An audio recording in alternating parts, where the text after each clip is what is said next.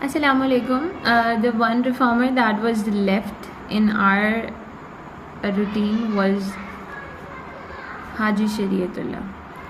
Haji Shariatullah was a person who was like, क्या थे वो? ये इस तरीके के रिफॉर्मर थे कि इनको हम कह सकते हैं कि ये एक सोशल रिफॉर्मर थे। सोशल रिफॉर्मर का मतलब ये है कि एक ऐसा बंदा जिसने अपनी सोसाइटी के अंदर लोगों को तब्दील करने की कोशिश की। ठीक है, सोसाइटी के अंदर उसने देखा कि बहुत सारे प्रॉब्लम्स हैं, उनमें से एक प्रॉब्लम ये है, that is exploitation of the Muslims. Exploitation of the Muslims कैसे हो रही है जी? एक्सप्लॉयट कैसे हो रहे हैं मुसलमान जो हैं? क्योंकि he was from the province Bengal, और ये जो बंगाल का सूबा है इसमें हमें इट इज़ के इसके ना दो पार्ट्स हैं, in terms of at that time back की बात कर रही हूँ। उसके दो पार्ट्स हैं हमारे पास। एक जो है वो हिंदू मेजॉरिटी पार्ट है और एक जो है वो मुस्लिम मेजॉरिटी पार्ट है। लेकिन ओवरऑल अगर देखा जाए तो हिंदूज़ की आबादी ज़्यादा है और मुसलमानों की आबादी कम है। तो अब ये जो हिंदूज़ हैं with the British, they are putting pressure on the Muslims for living here and also for earning hair.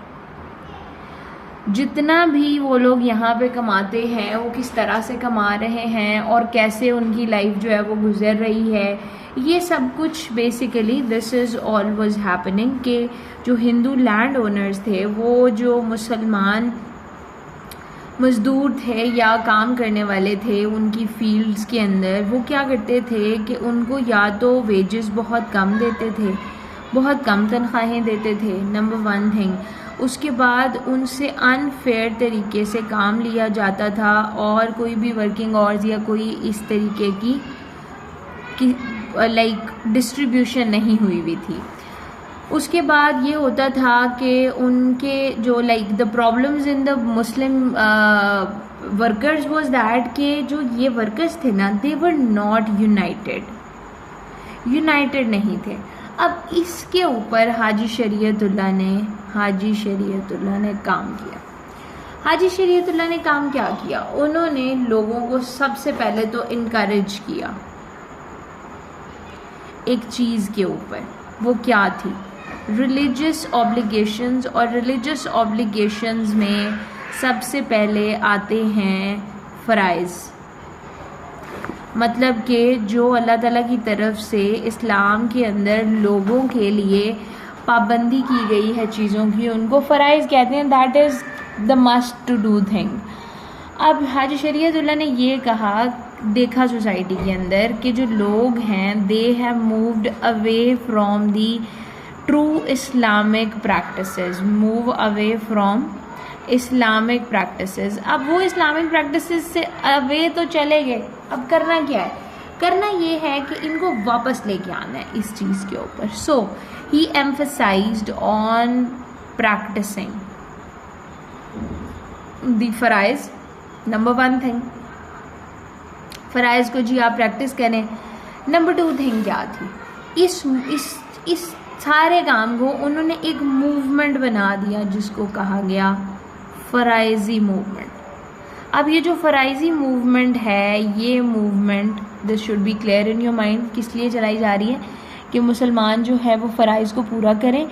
उसके बाद क्यों ऐसा हो रहा है कि मुसलमान जो हैं वो अपने फ़राइज़ को पूरा करने में बहुत ज़्यादा पीछे हैं, वो इस चीज़ को प्रैक्टिस नहीं कर रहे, इसलिए उनको प्रैक्टिस करने के लिए इनकरेज किया जाना चाहिए। दैट वाज अ मूवमेंट जो कि हाजी शरीयतुल्लाह ने चलाई।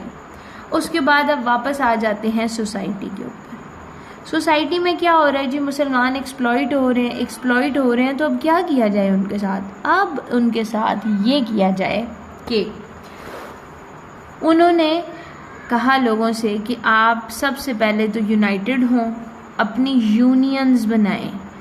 यूनियंस बनाने से क्या होगा? जो लैंड ओनर्स हैं वो अगर किसी एक सेक्शन के ऊपर कोई प्रॉब्लम क्रिएट करते हैं तो क्या होगा कि वो सारी की सारी यूनियन उस लैंड ओनर का काम छोड़ देगी और उस लैंड ओनर को किसी किस्म का कोई भी बेनिफिट नहीं देगी।